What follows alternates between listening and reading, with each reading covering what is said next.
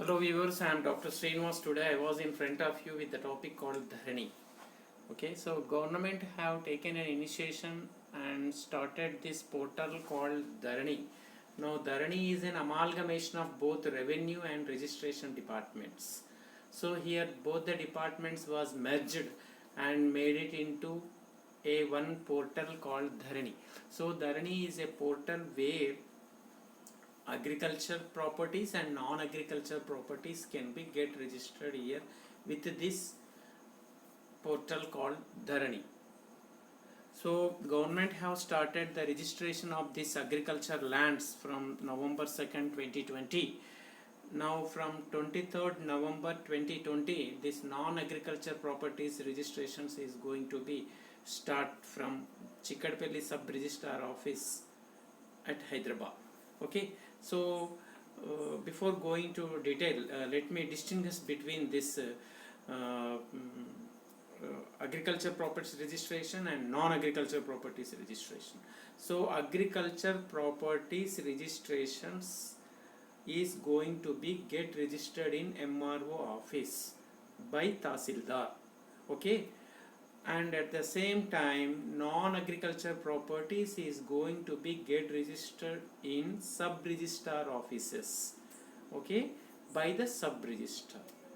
Okay, so this MRO, that is Tahsildar, is going to report to the HOD, Chief Commissioner of Land Administration. We call it as a CCLA. Okay, so MRO is now doing the registration of only the agriculture properties, agriculture lands, I can say. So sub-registrar is now going to register only the non-agriculture properties. So both these registrations can be done only through one portal called Dharani, but in various offices. Agriculture properties is going to be get registered in MRO offices, and non-agriculture properties is going to be registered in sub-registrar offices. By distinguishing like this the registration of agriculture and non-agriculture properties in two different departments, the workload on the sub-registrar is reduced, so that a very good services people is going to be get now for the large interest of the public. Government have done this. Okay, and this here the MRO, the Tahsildar, is going to report to the HOD CCLA, Chief Commissioner of Land Administration. Sub-registrar is going to report to the Inspector General of Registrations.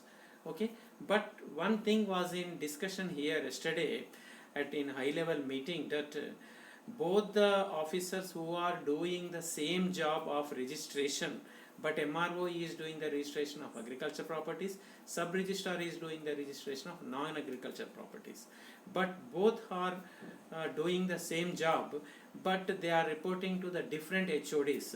So this might be going to create some some sort of confusion, and there might be some lacking of the coordination. So that the reason now government have decided that sub-registrar SRO is also going to report to the CCLA, Chief Commissioner of Land Administration. Okay, and at the one important point I like to add here is that properties which are having any legal issues are not going to be permitted for registrations. That is number one point.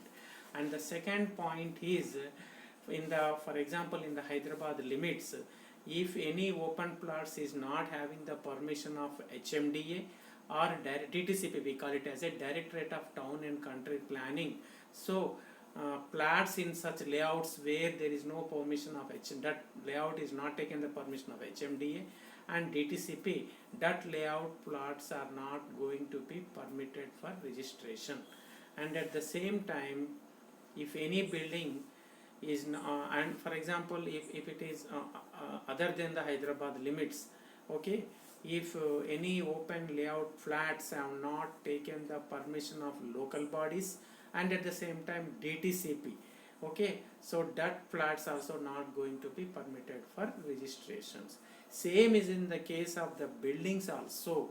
Okay, if local body and DTCP permission is not taken, if any apartment is constructed, the flats in that apartments or buildings are also not going to be permitted for registration. So one thing we understood here is whether it is an what do you say open plots, or it is an flat in apartment, or it is an individual PLOT plot. So they would have been taken the permissions from the competent authority, from the regularized bodies. Okay, see if that layouts and apartments are not taken the permission from the competent authority, such properties are not going to be permitted for registration. So they have to regularize themselves through the recently provided scheme called LRS, like land regularization scheme. Okay, if any buildings are not having any permission like that, they have to go with the building regularization scheme. Okay, and another one, if anybody having a vacant land, so the sub registrar is now going to ask the vacant land tax number, vacant land tax number. Okay, so if anybody having a vacant land, they have to pay the vacant land tax, okay, to the concerned municipalities, so that they will get a vacant land tax number. So that number is mandatory for registration of any vacant land. Okay, if you want to transfer any vacant land, okay, vacant land in the sense like if there no any building is not constructed, okay, so that is vacant land. Okay, and at the same time, if any building is there, if any property is there where building is constructed, if such property is not having the property tax identification number, then such property is also not going to be permitted for registration. So for the vacant land tax number is mandatory. For any property where there is a building, for that property tax identification number is mandatory. So okay, if any property is not having the property tax identification number, so that property is not going to be permitted for any sort of registration. Okay, yeah.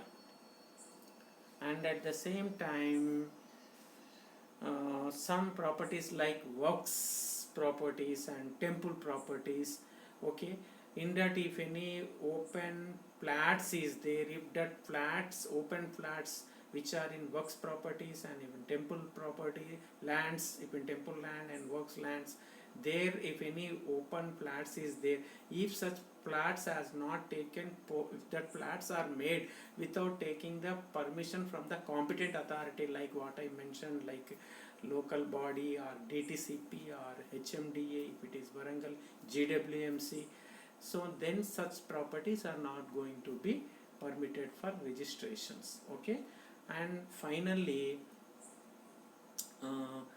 all this some properties like what I said, works properties, temple properties, okay, assigned lands, all these are already government have locked that such properties are not going to be permitted for any registrations.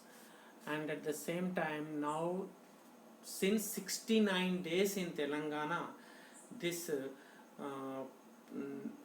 properties are not going to be are not registering actually. So government have kept a temporary what do you say stop on that. Okay, temporarily government have not permitting for registrations since 69 days.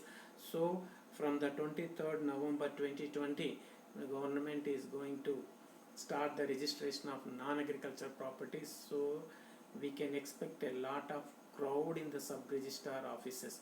Total we have 141 sub-registrar offices in Telangana. So previously daily 5 to 6,000 registrations used to take place. Okay, so in that 5 to 6,000 registrations, 1,500 to 2,000 registrations is of agriculture lands and remaining is of the non-agriculture properties. When coming to the village areas, so daily in for example in the village areas like okay, in small towns, daily 10 to 15 registrations used to takes place in the sub-registrar office previously. Okay, and 30 to 40 registrations used to takes place in the towns, in the urban areas. Okay, So that is the situation previously. Now Dharani is an one-stop destination where there is an possibility of registering of both agriculture and non-agriculture properties with the different domains there. Okay, so now here revenue and registration departments both are merged. Thank you so much. Please subscribe and share it to the your friends so that they will be benefited. Thank you so much.